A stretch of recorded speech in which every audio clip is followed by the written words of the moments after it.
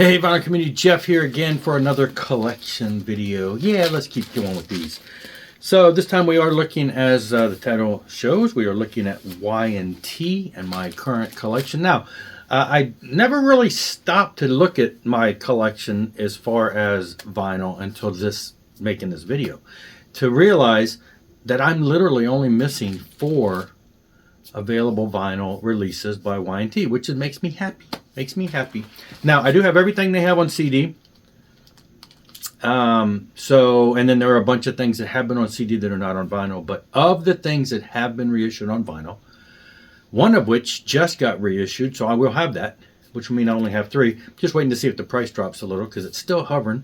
But only 4 things that are on vinyl that I could acquire are not in my collection. So let's get into this. Y&T started in '76 as Yesterday and Today, releasing their first album. Typical hard rock, just kind of, hard rocking. You can kind of see, a hint of what's to come with a little of their hard rock, and then they got struck down. Continuing kind of in the same vein, very much in the classic rock realm. I don't know, a little, just typical 70s hard rock, good stuff, but they eventually get a little bit different.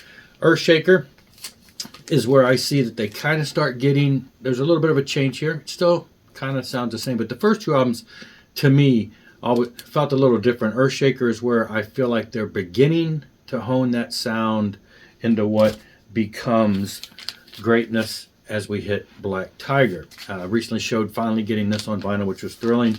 This is about the time of when I discovered them back in the day. I think I discovered them with the next album, Mean Streak, but both albums were being pushed kind of together in the magazines. And so it was probably at the time Mean Streak came out that they were referring back to this album. So I think I ended up picking them both up around the same time. And of course, the fact that they have artwork that looks similar makes me feel like these albums kind of belong together. And so always in my mind, Mean Streak and Black Tiger were kind of like hand in hand, a duet of great albums that really is where I kind of discovered and fell in love with them. So there you go, Mean Streak. This is when they started coming into they were never really a hair band, but they had the flash, they had the hair. Everybody that played any kind of metallic hard rock and music back in the 80s fell into that category, and they got lumped into that, even though they were more of a bluesy hard rock band.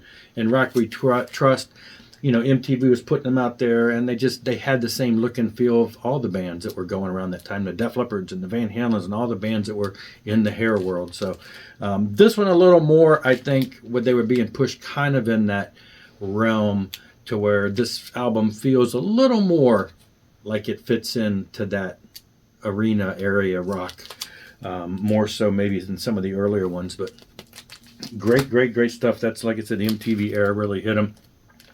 Down for the Count, again, it kind of maintains that feel. Was there anything on here? Summertime Girls, yeah, that's what I thought. Weird squeaky video, MTV, very much, obviously around the same time or earlier we had the whole California Girls by David Lee Roth. So, it kind of felt like it was a continuation of that, and it's just kind of silly videos, but, great stuff. And then the live album, which features the studio track, Summertime Girls. So it's a live album with a couple extra tracks there. And I think this was a recent, I want to say this was a recent vinyl reissue. I have to look it up. But anyway, because not all the stuff, I think, maybe it was. Contagious, another great album. And of course, we're moving now into the late 80s and early 90s. So the band is starting to, obviously music is starting to change and everything. But so it's around that time, and then we get into 1990s 10, which is available on vinyl, but is outrageously expensive. So I'm hoping I can find a copy of that one day just in the wild. 1991, there's a live album that came out, Yesterday and Today Live, and that one has recently been reissued on vinyl and is hovering in the $39 range. So I'm hoping it drops a little, but I will hopefully score that one eventually, and that one will be added. But the 1990s 10 is what I'm looking for. The live album I should get. And then 95's Musically Incorrect and 97's Endangered Species. Both were released on vinyl just a couple years ago on Night of the Vinyl Dead. Very limited pressing, very hard to find, and very expensive now. So whether those will be reissued or re-released, I don't know.